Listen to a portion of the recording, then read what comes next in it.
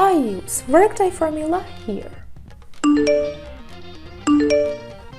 Sorry.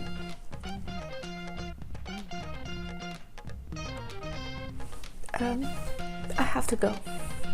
Bye. This is my list. How can I create the payroll of each person as soon as possible?